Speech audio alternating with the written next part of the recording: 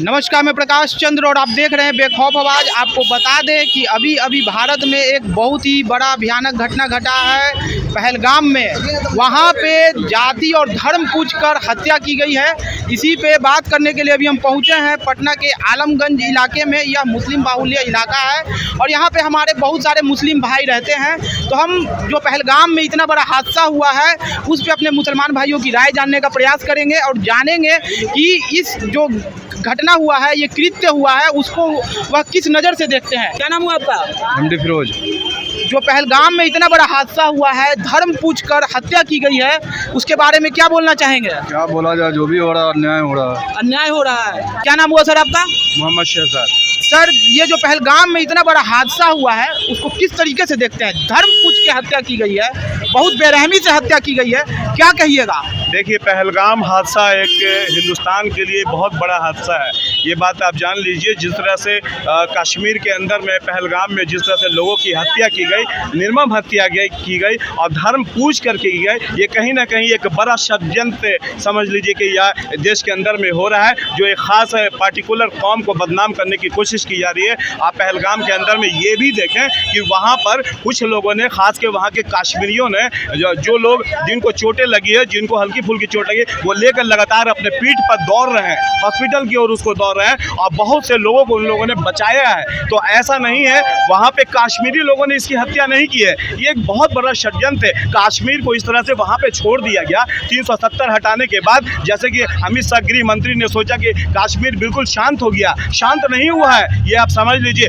कश्मीर को आग में झोंक दिया गया है और ये गृह मंत्री को तो देर रिजाइन करना चाहिए। ये बात आप समझ लीजिए। गृह मंत्री तमाम देश के अंदर में घूम करके सांप्रदायिकता की बातें करते हैं, बल्कि कश्मीर जैसे क्षेत्र को छोड़ देते हैं जहां पे लोगों की हत्या हुई। आप देखिए, 27 लोगों की वहां पे हत्या हुई है, जिसमें 26 नॉन मुस्लिम, एक मुस्लिम है। ये बात आप जान लीजिए। और उस मुसलमान की जान गई है जिसने पूरी बचाने की भरपूर कोशिश उसने किया है। ये बात आप समझ लीजिए। लास्ट ऑफ ऑल उसकी भी हत्या कर दी गई वहां पे। तो कश्मीर 1 घंटा तक लोगों ने उसको वहां पे निर्मम हत्या किया। वहां पे कोई सिक्योरिटी नहीं था। सीआरपीएफ कहां थी आप बताइए? 1 घंटा और 2 घंटा तक कश्मीर जैसे क्षेत्र में पुलिस प्रशासन नजर नहीं आई। तो ये कितनी बड़ी हमारे देश की कमी है। और ये गृह मंत्री जो अब तमाम स्टेट में घूम घूम करके सांप्रदायिकता की बातें करते हैं, इनको सबसे पहले रिजाइन करना चाहिए। और पूरे देश में जो ये हत्या और जिस तरह का ये कर्म हो रहा है, इसमें अमित शाह सबसे बड़े जिम्मेवार हैं। और तमाम हिंदुस्तान आज समझिए शोक की लहर में,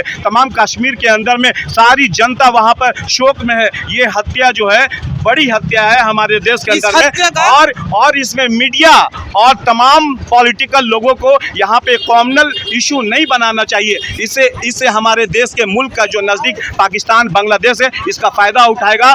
लश्कर तैयबा इसका फ़ायदा उठाएगा। पाकिस्तान से याद आया, पाकिस्तान का नाम लिया आपने, तो हमारे देश के, हिंदुस्तान के मुसलमान भाइयों ने इस घिनौने कृत्य के बाद पाकिस्तान मुर्दाबाद के नारे लगाए हैं। आपने सुना है क्या? ऑब्वियसली मेरा मुल्क है, मेरा हिंदुस्तान मुल्क है। मैं पाकिस्तान को नहीं जानता हूँ। पाकिस्तान कौन है? हिंदुस्तान मेरा मुल्क है। मैं हिंदुस्तान की बात करूँगा। तमाम हिंदुस्तान के लोग, हिंदू और मुसलमान, सब यूनाइट है। ये बात जान लीजिए।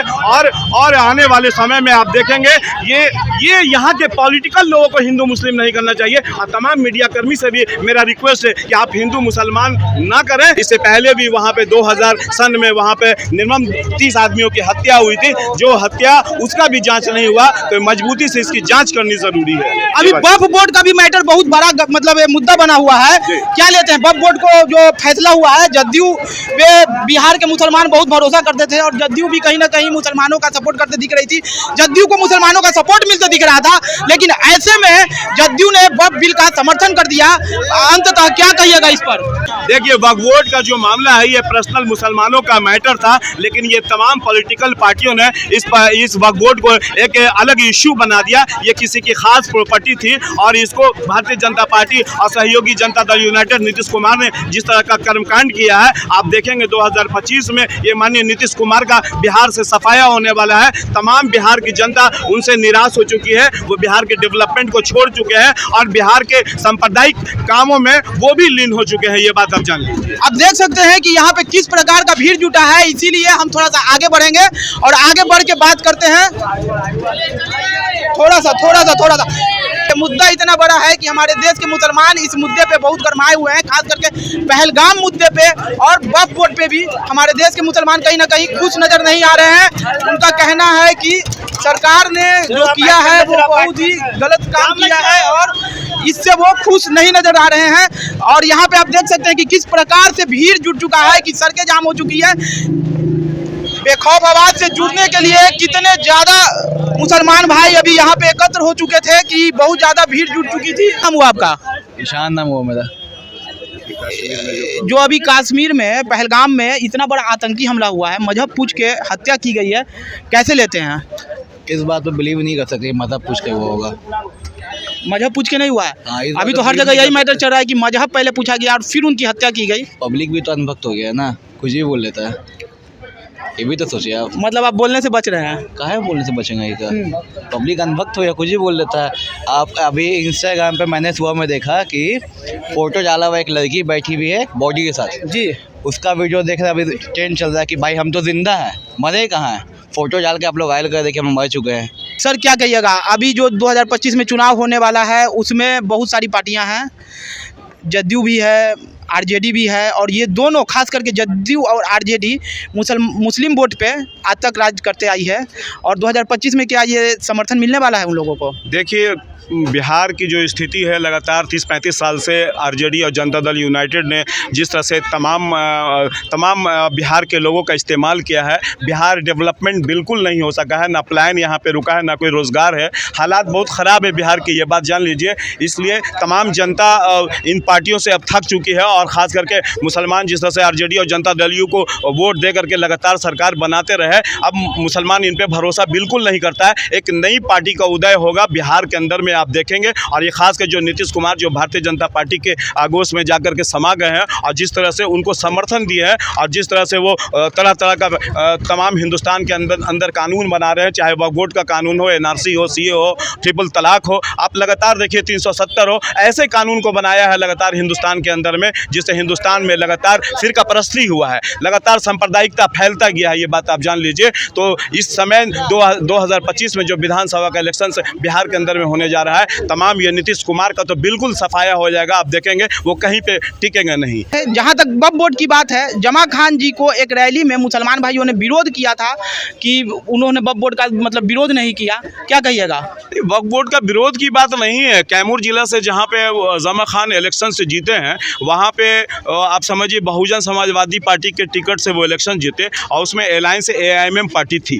तो लगातार वहाँ के तमाम मुसलमानों ने मजबूती से उनको सपोर्ट किया और उनको मंत्री बनाया। आप अल्पसंख्यक मंत्री बने हैं, और अल्पसंख्यक का मतलब क्या है? आप अल्पसंख्यक के उद्धार के लिए मंत्री बने हैं ना, और आपके खिलाफ कानून बन रहा है, मुसलमानों के खिलाफ कानून बन रहा है, और जमा खान आराम से नीतीश कुमार के और जनता दल यूनाइटेड के साथ मजबूती से काम कर रहे हैं। कहीं पर उन्होंने कोई विरोधाभास का कोई शब्द नहीं निकाला। तो ये सोचने क्यों नहीं किया विरोध? क्यों नहीं किया विरोध? सवाल एक उनको कुर्सी से मतलब है, कुर्सी की लालच है। नीतीश कुमार उनको कुर्सी थमाए हुए हैं, उन्हें कुर्सी चाहिए, अपने ऊपर उनको कॉन्फिडेंट नहीं है। माइनॉरिटी के लिए आवाज उठाने के लिए माइनॉरिटी मिनिस्ट्री का उनको पोस्ट मिला है, फिर भी आवाज नहीं उठा पा रहे हैं, क्यों?